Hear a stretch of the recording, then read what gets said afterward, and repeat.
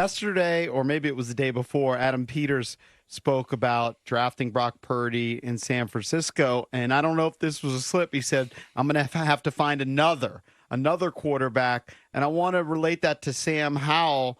Does that mean Sam Howell doesn't have a shot to start this year? No, I think you're definitely reading into things, which is absolutely the job. And I think, like as we're going through, we're absolutely digging on every part of the team and just trying to find a competitive edge in every spot, whether that's, wide receiver, DN, O-line, corner, like whatever it is, that's what we're digging on. So, but it was, when you're talking about a player like Brock, there's value all over. And so that's really what it's about, to say it might be the next Brock Purdy at a different position. It's like, how did this guy go to be a seventh round pick to, being this wide receiver that, exploded in the league. And so those things are kind of what makes the scouting circle fun, because why didn't everybody else see what you saw? And so, as you're going through, I think it really just applies to everybody. But no, we've had, already conversations with Sam, and tough, aggressive player. Like, for me, having a chance to compete against the team, over the last few years, saw firsthand how talented he is. Yeah, I think a lot of it is fit, actually, right? It could explain why some guys hit and where they hit, that sort of thing. And, obviously when you were hired here, everybody talked about your leadership and being a leader of men and that kind of thing. But also, elite defensive guy. We saw firsthand what you did with that Dallas defense. Clearly, we've already talked about him. I think everybody probably asked you about Micah. Micah's a unicorn as far as I'm concerned, right? This guy's a freak. I'm intrigued not only in your leadership style, but how you're going to mold this defense. And some of the guys mocked me. Some of our listeners mocked me. But we got a player here whose measurables aren't that dissimilar. In some areas, they're actually better. In our young linebacker who hasn't produced anywhere near Micah, and that's Jamin Davis. And a lot of times, like, we'll go back to that fit thing. Sometimes, do you see a way that you can get more production out of a guy like Jamin Davis, who's got measurables and an athletic skill that hasn't necessarily quite translated yet? I think that's the whole key to this, isn't it? And so when you come into a spot like this, you want to get all the tape, all the cut-ups on the players to find out what makes them unique. And so finding for a guy like Jamin to say, okay, can I see all of his blitzes and rushes, from his time here and even from Kentucky, so I can see what does that look like for him going forward.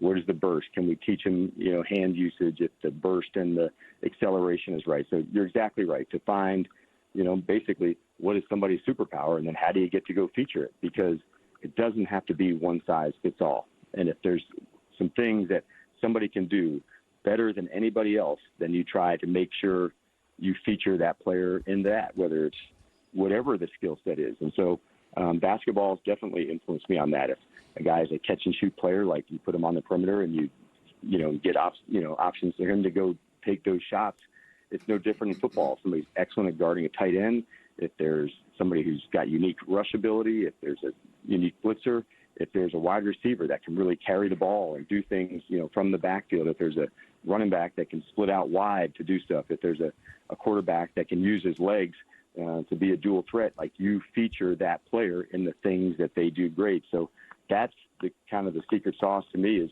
finding on our own team unique traits, and the same thing here in the draft to make sure that's how we do it. But when I look at the roster, from afar and just being naive, I don't see a lot because they haven't produced. But do you see kind of some gems here where you feel like you could put these guys in a different position and get more out of them? Do you see more than just like one or two guys that you think you could really get more out of that are currently on your roster? And that's the key that you want to do, to find, the players to say, okay, what if this position change happened? And so we were using the example of playing man-to-man. So that's a pretty easy one to see. What happened when the player was targeted? Mm-hmm. And so, like, when you're talking about man-to-man plays, you can literally check those plays and say, hey, this guy's really good at, guarding a running back, or he's really strong playing into the slot. And, the same thing as a like a wide receiver, like I said, who, what does it happen when he, carries the ball or, runs screens. So I am looking at that, and I have found, some things into players to say, let's see if we can feature this over and over and over again. And then the other part is like, you also have to develop it, because sometimes you'll try it and say, you know what, that's not the right thing. Let's keep going. So the off season and training camp is some time to explore that with players, both who are here and who will be new to the roster. And not all of those changes work out, but a lot of them do. And then once we know that, hey, man, this is what we're going to ask you to do. And that's when the roles start to do and say, if you can do this one thing, better than anybody else, that's how we're going to feature you here. And it's been successful when we were able to find the guys that can do that. Coach Quinn, first let me say we really appreciate all the time you're giving us. I wanted to see if you're willing to do a quick word association with us, okay? So just first things that pop into your head when I give it. You don't have to go long on them. Terry McLaurin.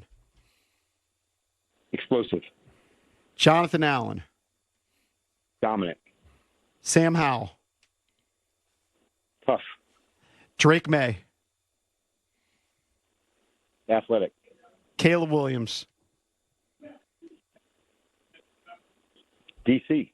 There you go. Jayden Daniels.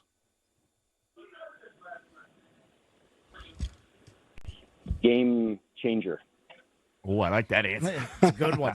You guys got any? Yeah, I got a question for you. When you get down to it, both people, you obviously you're not going to tell us what you're going to do. Don't expect you to, by any stretch. We are not 100% accurate by you guys. Right.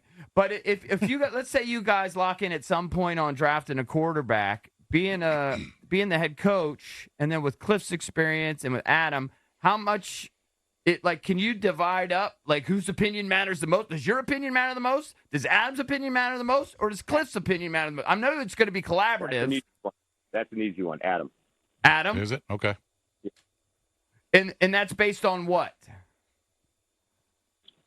Putting people in the roles of things they kick ass at. Mm-hmm. And so him just evaluate. So you trust his player evaluation talent more than anybody. Correct. Wow. Okay.